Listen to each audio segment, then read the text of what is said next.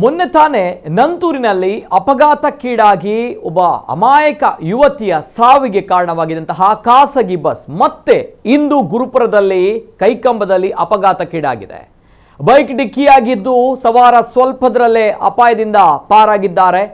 February 4ರಂದು 22 ನಂಬರ್ನ ಶ್ರೀ ಗಣೇಶ್ ಹೆಸರಿನ ಖಾಸಗಿ ಬಸ್ ನಂತೂರಿನಲ್ಲಿ ಹೋಗ್ತಾ ಇದ್ದಾಗ ಸ್ಕೂಟರ್ ಡಿಕ್ಕಿಯಾಗಿ ಹಿಂಬದಿ ಸವಾರಿಯಾಗಿದ್ದ ಯುವತಿ ಬಸ್ಸಿನಡಿಗೆ ಬಿದ್ದು ಸಾವನ್ನಪ್ಪಿದ್ಲು.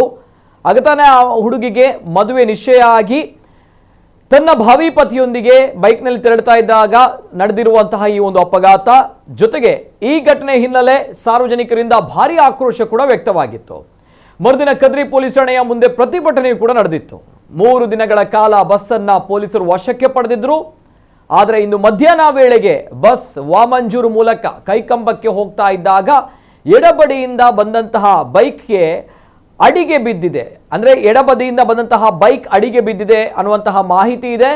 ಸವಾರನ ಕಾಲಿಗೆ ಪೆಟ್ಟು ಬಿದ್ದಿದ್ದು ಅದೃಷ್ಟದಿಂದ ಪ್ರಾಣಕ್ಕೆ ತೊಂದರೆಯಾಗಿಲ್ಲ. ಬಳಿಕ ಬಸ್ ಕಡೆಯವರು ಮತ್ತು ಗಾಯಗೊಂಡಂತಹ ವ್ಯಕ್ತಿ ಕೇಸು ಇಲ್ಲದೆ ಮಾತುಕತೆ ಮೂಲಕ ಬಗೆಹರಿಸಿಕೊಂಡಿದ್ದಾರೆ ಎಂದು ಪೊಲೀಸ್ ತಿಳಿಸಿದ್ದಾರೆ. ಇಂದು ಅಪಘಾತ ಸಂದರ್ಭದಲ್ಲಿ ಬಸ್ಸಿನ ಚಾಲಕ ಮೊನ್ನೆ ಇದ್ದವರಲ್ಲ, ಬೇರೆ ಇದ್ರೆಂದು ತಿಳಿದು ಬಂದಿದೆ. ಆದರೆ ಬಸ್ಸಿನಡಿಗೆ ಬಿದ್ದ ದೃಶ್ಯದ ಫೋಟೋ ವೈರಲ್ ಆಗಿದ್ದು, ಮೊನ್ನೆಯ ಬಸ್ ಮತ್ತೆ ಅಪಘಾತಕ್ಕೀಡಾಗಿದೆ, ಸವಾರ ಗಂಭೀರ ಎಂದು ಸುದ್ದಿ ಹಬ್ಬಿತ್ತು.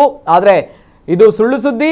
ಸವಾರನ ಕಾಲಿಗೆ ಪೆಟ್ಟು ಬಿದ್ದಿದ್ದು ಅದೃಷ್ಟದಿಂದ ಅವರು ಪ್ರಾಣಾಪಾಯದಿಂದ ಪಾರಾಗಿದ್ದಾರೆ.